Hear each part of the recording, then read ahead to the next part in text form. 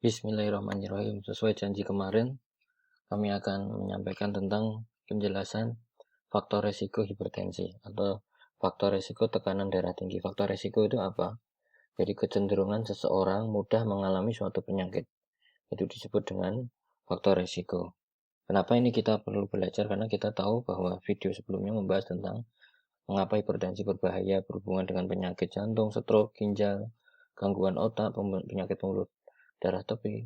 Dan gejala hipertensi ternyata memang tidak spesifik, bisa sakit kepala, gelisah, jantung berdebar, penglihatan kabur, mudah lelah. Sehingga kita perlu mengetahui faktor resiko. Jadi jangan menunggu gejala, tetapi kalau memang sudah mempunyai faktor resiko yang berhubungan dengan tekanan darah tinggi, maka kita perlu langsung mengatasi. Sehingga kita akan belajar tentang faktor resiko hipertensi. Jadi faktor resiko hipertensi itu dibagi menjadi dua. Jadi faktor resiko yang tidak dapat diubah dan dapat diubah. Artinya apa? Jadi faktor risiko yang tidak dapat diubah itu faktor risiko yang melekat pada penderita hipertensi dan tidak dapat diubah, antara lain umur, jenis kelamin, dan genetik. Umur, kita mengetahui kalau orang semakin usia tambah, maka kecenderungan tekanan darah tinggi akan semakin tinggi daripada usia yang lebih muda. Kemudian jenis kelamin, kemudian genetik, keturunan. Jadi kalau seseorang mempunyai keturunan tekanan darah tinggi dari orang tuanya, maka cenderung bisa mengalami hipertensi juga. Maka ini disebut sebagai faktor resiko yang tidak dapat dirubah.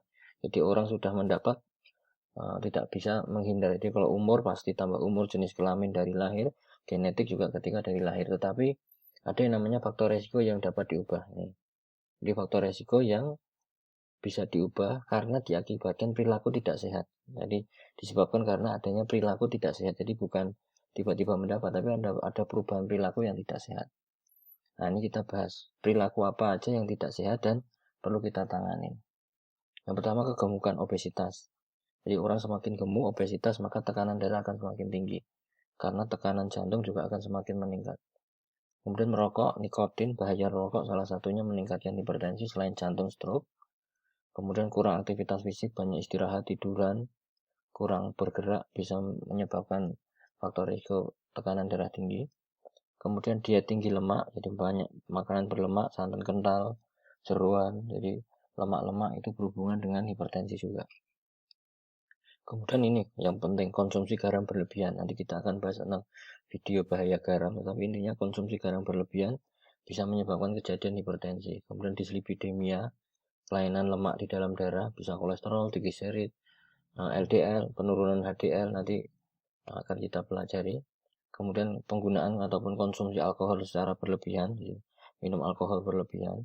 Kemudian yang terakhir, psikososial dan stres. Jadi kondisi stres juga menyebabkan suatu kondisi namanya meningkatkan faktor resiko hipertensi.